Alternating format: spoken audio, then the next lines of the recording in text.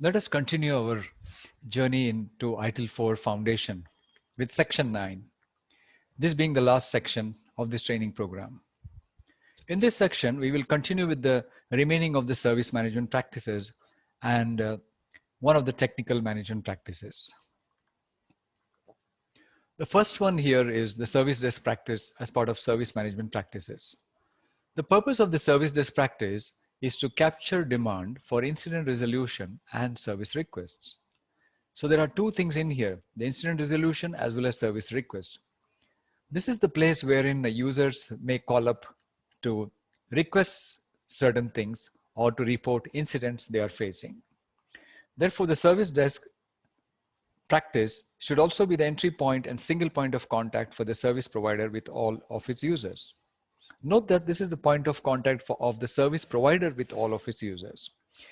Service desks provide a clear path for users to report issues, queries, and requests and have them acknowledged, classified, owned, and actioned. This is the picture here.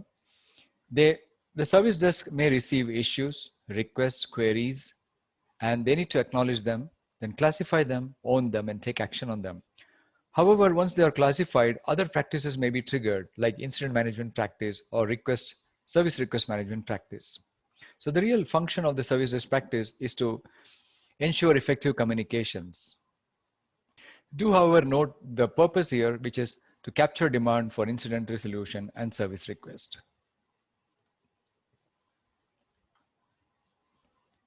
Because they are the single point of contact, they need not be highly technical, but some could be. In case of an even simple service desk, they play a vital role in the delivery of services. And service desk will require support from other levels of support, including experts when necessary. Service desk has a major influence on user experience and how the service provider is perceived by its users. Imagine that the service desk is doing a good job as a team, and it can hide many of the issues going behind the scene by front-ending with the users in a proper manner.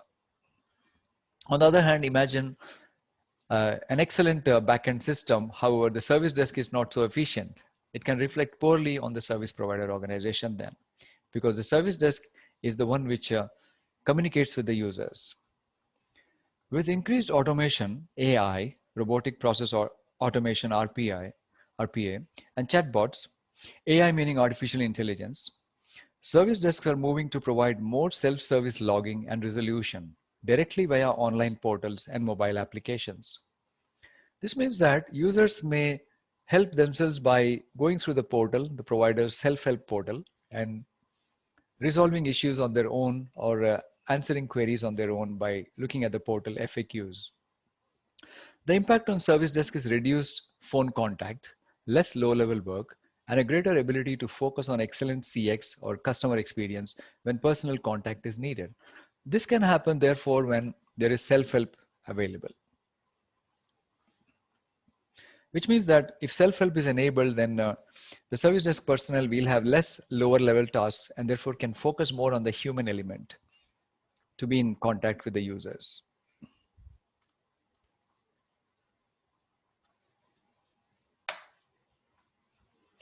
Service desks need to demonstrate excellent customer service skills such as empathy, incident analysis and prioritization, effective communication, and emotional intelligence.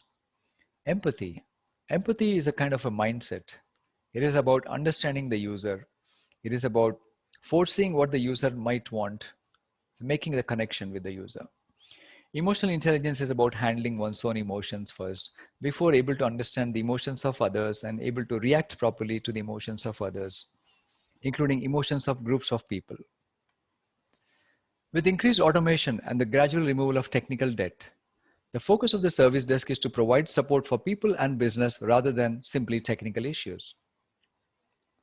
Automation of frequent and repetitive tasks may allow the service desk time to talk to users and support them in a better way, rather than doing simple technical things. And also, removal of technical debt may lead to less incidents and issues. Technical debt is a term which means the sort of damage which happens to a software application because of continuous changes to it in an uncontrolled manner. As an example, let's say there's a financial application which is frequently updated with new features or corrections and so on. And if this is done in a hurried manner, the code structure may become unclean. Though the software may be working properly, but because of frequent addition, debt is added, meaning potential defects get added. And therefore, that may lead to incidents. And if that occurs, then at some point the changes should be stopped and effort must be undertaken to clean up the software so that no incidents occur.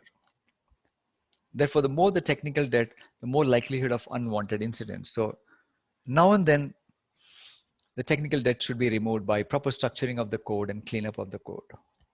But technical debt is mostly inevitable because of frequent changes to software, unless they are done in a structured manner. As we have seen before, service desk creates a major influence on user experience, customer experience, and how the service provider is perceived by the users. And the service desk can focus on excellent customer experience when personal contact is needed.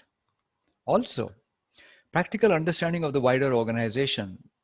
The service desk is the empathetic link between the service provider and its users, which means service desk personnel need to know more about the business and understand the consumer organization, the users, and the customer in order to give them the best support.